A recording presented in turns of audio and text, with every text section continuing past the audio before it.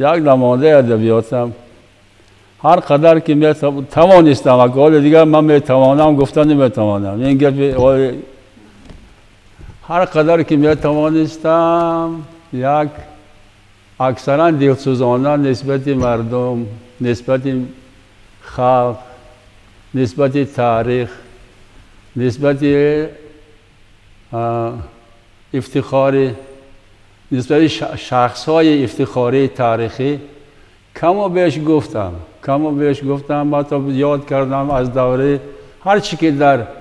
ادبیات مورد افتخار است یک بار یاد کردم و وظیفه هر یک